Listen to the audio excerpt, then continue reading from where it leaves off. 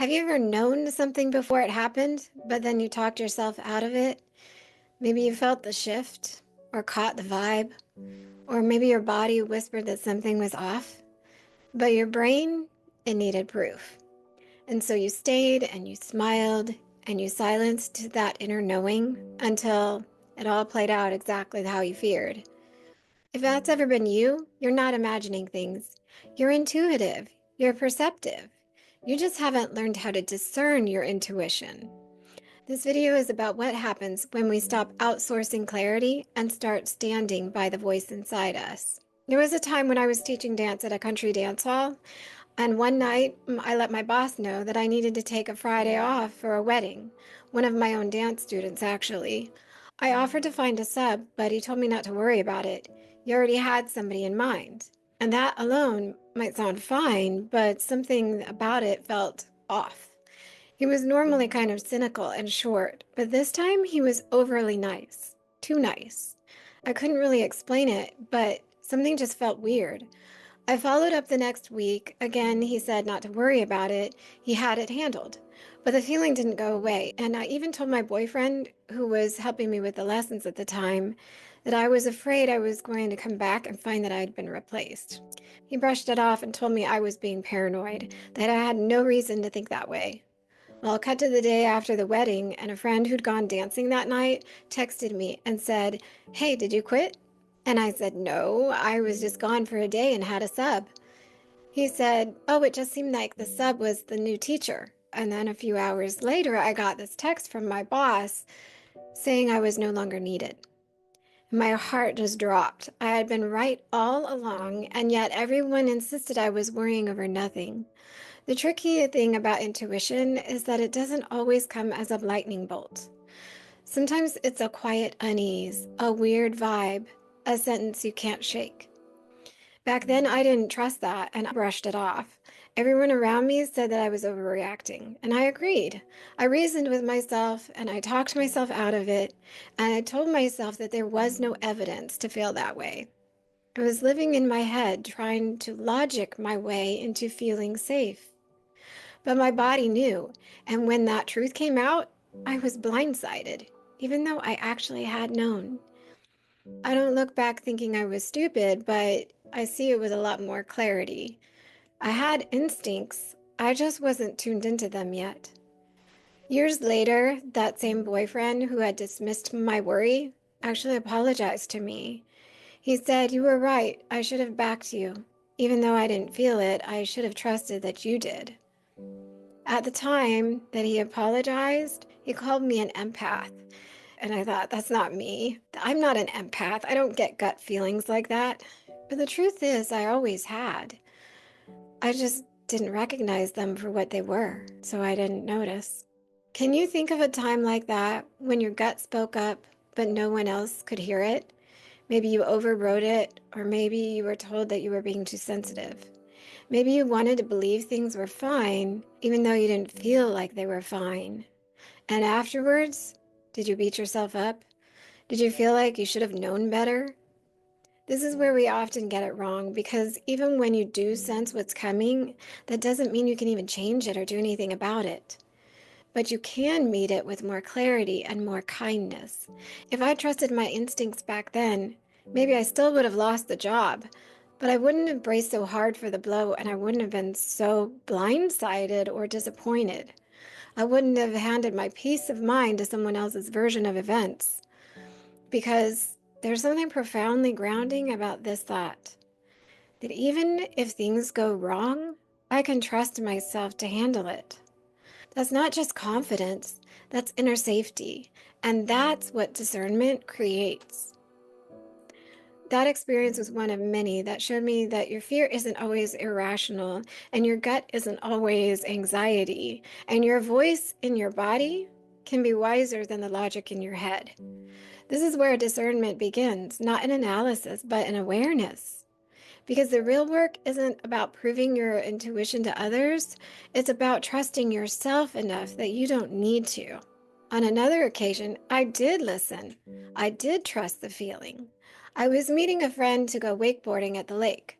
And the man I was dating came with me, but he didn't know anyone except me, and I only knew one girl. The man who owned the boat pulled up. He was sarcastic, ostentatious, passive aggressive in his humor. I could feel myself tensing. My whole body was uneasy as we waited for the rest of the group to arrive. And when they did, we all suited up and were just about to leave the dock when I said, "I've changed my mind, I'm not going." The boat owner mocked me for chickening out of learning how to wakeboard, but I ignored him. The man I was dating followed me off the boat, and I asked him if he felt as uncomfortable as I did. You know what he said? "No, not really. Well, maybe, kinda, I don't know." He hadn't felt anything, but he was also one of those men who was overly agreeable to everyone, especially me. His ambivalent, non-committal answer was actually the most irritating part. He couldn't even name a feeling. So later, my friend called, and I told her I was sorry I bailed, but I got a really bad feeling I couldn't explain. She was quiet for a moment, and then she said, "Honestly, the guy was awful to everyone, but we all just put up with him because it's his boat." But then the boat broke down, and we were all stranded for hours. It was miserable. That was the moment I understood. You don't always get proof in the moment, but sometimes your body knows what your brain can't explain. And other people, they might not feel what you feel because they're not attuned. And I thought, thank God I didn't dismiss that feeling. If I had minimized it like everyone else had, I would have been trapped all day on a boat with an abusive man and a date that was too scared to stand up for me. What about you? Can you think of a time when you did listen to something that didn't make any sense to anyone else? Maybe you changed your mind, walked away, or you said no and people didn't get it. Maybe they laughed or questioned your decision or made you feel like you were being dramatic. But later, something became clear and you realized you dodged a bullet. Maybe it wasn't obvious to anyone else, but you knew. And that strange feeling, that internal tug, it protected you. You honored it. And that matters. Discernment isn't a magical skill some people are born with, it's a muscle. The more you practice listening to what's happening inside you, the easier it becomes to tell what's true, even when no one else can feel it. We don't just override our instincts because others tell us to. We actually override them because we want to be wrong. We hope things are better than what they feel like. We want people to be honest and kind and good. We want our doubts to be unfounded. So we minimize, we justify, and we silence the signal. When we do that long enough, we stop recognizing our body as the source of truth. And we gaslight ourselves because everyone else is doing it too. But discernment is what bridges that gap. It's what allows you to feel the difference between intuition and fear, between gut and ghost, by listening instead of analyzing. Intuition is your body's way of alerting you, and discernment is the step beyond intuition. While it's neither logical nor reactive, it is your ability to recognize and follow its subtle guidance. It's what helps you trust what's true in real time, especially when there's no hard evidence. The toughest time is to trust yourself when no one else agrees, when everyone else is smiling and you're the only one with a knot in your stomach. Because sometimes trusting yourself means being rejected. It means they turn their backs, call you crazy, or leave you completely alone. Even the people you thought would understand. But this is exactly when discernment matters most. When you stop needing proof, you stop outsourcing clarity, and you start living from alignment. And your body becomes your compass. That quiet, steady voice you once silenced becomes the one you stand beside, especially when others won't. You already have your back. And that kind of self-loyalty, that's where safety lives. And here's something that stuck with me. In both of those stories, I was with a man. One dismissed my gut entirely, and the other followed me off the boat, but I knew he wasn't going to speak up if things got worse.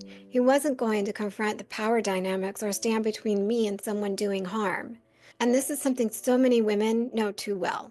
When danger isn't dramatic, when it's subtle, psychological, or quietly coercive, men often don't see it, not unless it's loud or physical. But we feel it. We feel that shift in energy, the tension in the air, the twist in our gut, And when no one else names it, we start to question if it's even real. Over the years, I've had men say, "I've got you." But when things got hard, when the room got hostile, or the cost of backing me was too high, they didn't stand beside me. They disappeared, and I was left alone. And that's why those words don't hold weight for me anymore, because I've learned what it means to have myself. And that is a promise I believe. This is why discernment matters, because waiting for someone else to validate what you feel or to protect you from it means you'll be waiting far too long. You're not crazy for noticing what others ignore, and you don't need permission to honor your knowing. So the next time your gut speaks, before you talk yourself out of it, pause, feel it, honor it, because standing by yourself isn't lonely, it's powerful. And if this is something you're working on, if you want support building that trust in yourself, I created a guide that breaks down what discernment really is and how to nurture it. The link is in the description. And for the women who want to practice this in real time, I'm offering a free one-on-one 5-day discernment challenge. You'll get daily support, clear direction, and space to test what your gut is telling you in real life, not just in theory. The link is in the description too, and I'd love to walk with you as you learn to stand by yourself.